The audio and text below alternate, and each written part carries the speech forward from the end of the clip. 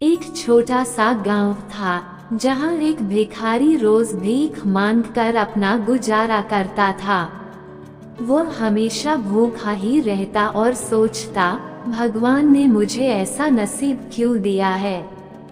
3 समय का भोजन भी नहीं मिलता। भिखारी हर रोज भगवान के मंदिर जाता और प्रार्थना करता। एक दिन वो भगवान की मूर्ति के सामने बैठकर रो पड़ा। उसने कहा, हे प्रभु, मैं हमेशा भूखा रहता हूँ। क्या मेरे नसीब में पेट भर खाना नहीं लिखा? कृपया मेरे दुख का कारण बताइए। भिखारी की सच्ची भक्ति और आंसुओं ने भगवान को प्रकट होने पर मजबूर कर दिया।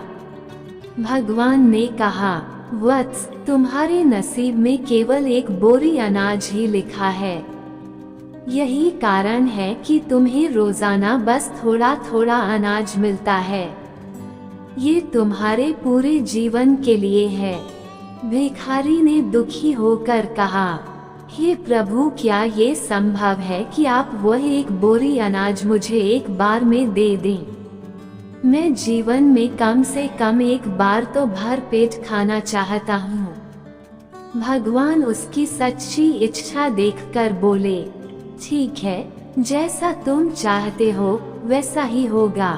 भगवान ने उसे एक बोरी अनाज दे दी और कहा, ये तुम्हारे पूरे जीवन का हिस्सा है, इसे समझदारी से इस्तेमाल करना।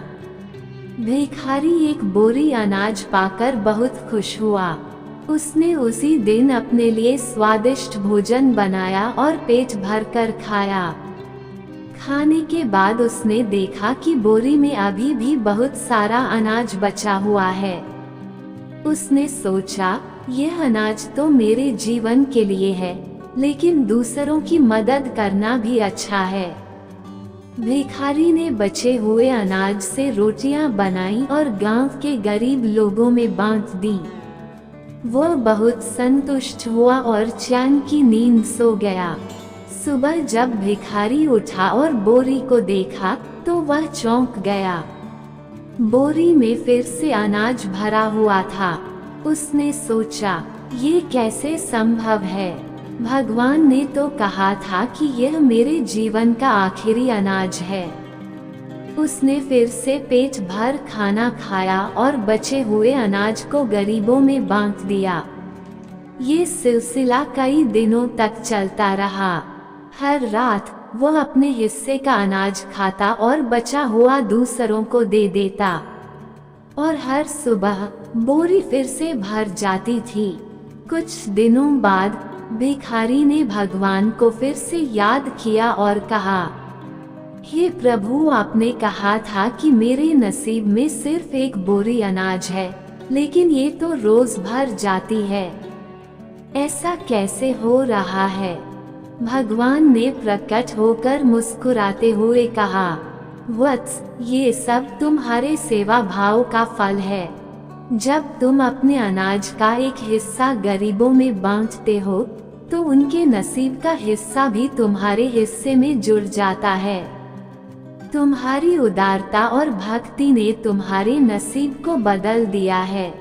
भिखारी भगवान के शब्द सुनकर भावुक हो गया। उसने कहा, प्रभु, मैंने कभी नहीं सोचा था कि दूसरों की सेवा मेरे जीवन को बदल देगी।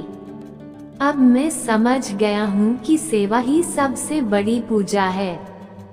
भगवान ने उसे आशीर्वाद दिया और कहा, जो व्यक्ति दूसरों की भलाई के लिए कार्य करता है, उसका नसीब हमेशा बढ़ता है। तुम्हारी भक्ति और सेवा ने तुम्हारे जीवन को नया अर्थ दिया है। इसके बाद भिखारी ने अपनी बोरी का अनाज हर रोज गरीबों में बांटना शुरू कर दिया। वो खुद भी भर पेट खाता और दूसरों को भी खिलाता। उसका जीवन अब पहले से बहुत बेहतर हो गया था। उसने सीखा कि भगवान केवल उन्हीं की मदद करते हैं जो दूसरों की भलाई के बारे में सोचते हैं। भिखारी अब एक प्रेरणा बन गया था और पूरे गांव में उसकी प्रशंसा होने लगी। इस कहानी से हमें ये सीख मिलती है कि जब हम निस्वार्थ भाव से दूसरों की मदद करते हैं तो भगवान हमारे जीवन को चमत्कारी ढंग से बदल सकते हैं। सेवा और दान का महत्व हमें ये सिखाता है कि दूसरों की भलाई में ही सच्चा सुख और शांति है। राजा और भगवान की भक्ति की अनोखी कहानी प्राचीन काल की बात है। एक समृद्ध राज्य का राजा था जो न केवल प्रजा के हित में कार्य करता था बल्कि भगवान की भक्ति में भी पूरी तरह लीन रहता था। राजा हर दिन अपने महल के मंदिर में घंटों पूजा करता और राज्य में धर्म और दान का विशेष ख्याल रखता। उसकी प्रजा उसे बहुत सम्मान और प्रेम करती थी। एक दिन भगवान ने राजा की सच्ची भक्ति और निष्ठा से प्रभावित होकर उसे दर्शन दिए। राजा को भगवान के दर्शन मिलना उसके लिए जीवन का सबसे बड़ा वरदान था। भगवान ने राजा से कहा, हे राजन, मैं तुम्हारी भक्ति से प्रसन्न हूँ, लेकिन तुमसे एक शिकायत भी है। तुम हमेशा मेरी भक्ति में डूबे रहते हो और अपनी प्रजा के लिए मेरे दर्शन की प्रार्थना करते हो। आज मैं तुम्हें और तुम्हारे प्रियजनों को अपने दर्शन देने का वचन देता हूँ। कल तुम अपनी प्रजा और अपने प्रियजनों के साथ इस पहाड़ी पर आ जाना। मैं वहाँ तुम्हें दर्शन दूंगा। राजा ने भगवान को धन्यवाद दिया और अपने महल लौट आया। वो उत्साह से भर गया और उसने अपनी रानी, परिवार और प्रजा को भगवान के दर्शन की बात बताई। सभी लोग बहुत प्रसन्न हुए। राजा ने कहा, कल सुबह हम सब मिलकर पहाड़ी पर चलेंगे और भगवान के दर्शन करेंगे। ये हमारे जीवन का सबसे बड़ा सौभाग्य होगा। अगले दिन सुबह होते ही राजा, रानी, परिवार और प्रजा के लोग उत्साह से भरकर पहाड़ी की ओर चल पड़े। ये यात्रा उनके लिए एक अनोखा अनुभव थी। रास्ते में सभी भगवान के भजन गा रहे थे और उनकी महिमा का गुणगान कर रहे थे। थोड़ी दूर चलने के बाद उन्हें रास्ते में एक अद्भुत दृश्य दिखाई दिया।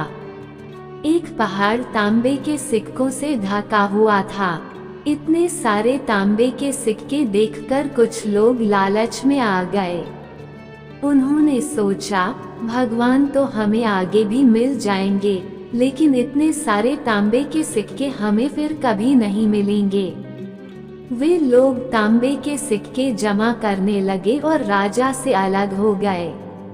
राजा ने उन्हें समझाने की कोशिश की, भगवान के दर्शन के लिए हमारा लक्ष्य उच्च होना चाहिए। ये सांसारिक चीजें क्षणिक हैं। लेकिन वे लोग नहीं माने और तांबे के सिक्कों को लेकर वापस लौट गए। राजा और उसके साथ के लोग आगे बढ़े। थोड़ी दूर चलने पर उन्हें एक और पहाड़ दिखाई दिया। ये पहाड़ चांदी के सिक्कों से भरा हुआ था। इस बार और भी अधिक लोग इस मोह में फंस गए। उन्होंने सोचा, चांदी के सिक्के तांबे से अधिक मूल्यवान हैं।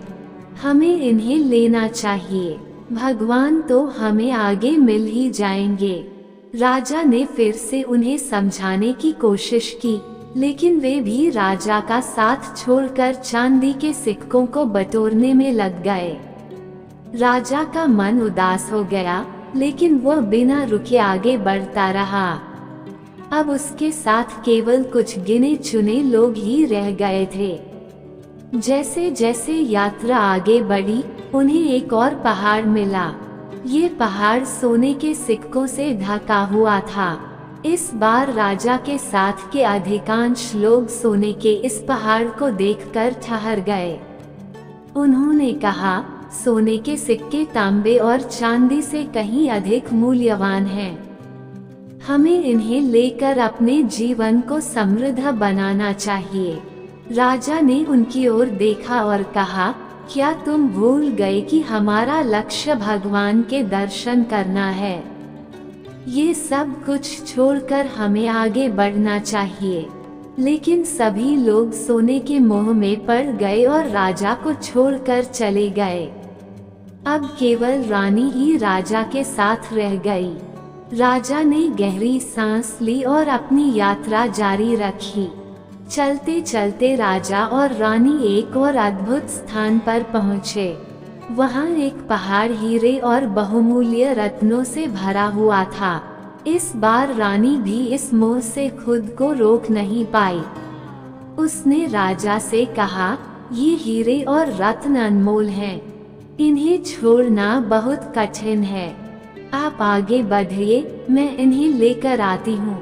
राजा ने रानी को बहुत समझाने की कोशिश की, लेकिन रानी भी उसे छोड़कर हीरे और रत्नों को समेटने में लग गई। अब राजा पूरी तरह अकेला रह गया। राजा ने अकेले ही अपनी यात्रा जारी रखी। वह थक चुका था, लेकिन उसका मन मजबूत था। आखिरकार वह पहाड़ी की चोटी पर पहुंच गया, जहां भगवान उसका इंतजार कर रहे थे। भगवान ने मुस्कुराते हुए कहा, हे राजन, मैं तुम्हारे समर्पण और निष्ठा से प्रसन्न हूँ। तुम्हारे साथ इतने सारे लोग आए थे, लेकिन सभी मोह और लोभ में पड़कर रुक गए। केवल तुम ही थे जिसने सच्चे मन से मेरी ओर बढ़ने का प्रयास किया।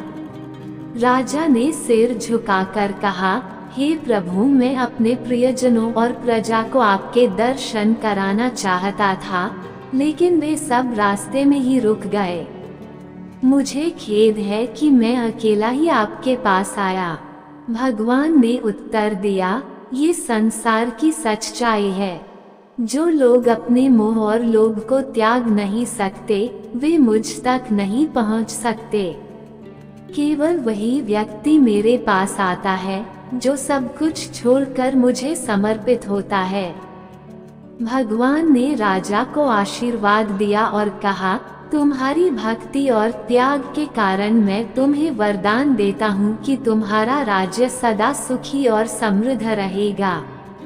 जो लोग सच्चे मन से मेरी भक्ति करेंगे, मैं उन्हें अवश्य प्राप्त होऊंगा। राजा ने भगवान को प्रणाम किया और अपने राज्य लौट आया। उसने अपनी प्रजा को भगवान की सच्चाई और त्याग का महत्व समझाया। इसके बाद पूरे राज्य में भक्ति और समर्पण का माहौल फैल गया। ये कहानी हमें सिखाती है कि भगवान की प्राप्ति के लिए सच्चा समर्पण और त्याग आवश्यक है। सांसारिक मोह माया में पड़कर हम अपने लक्ष्य से भटक जाते हैं।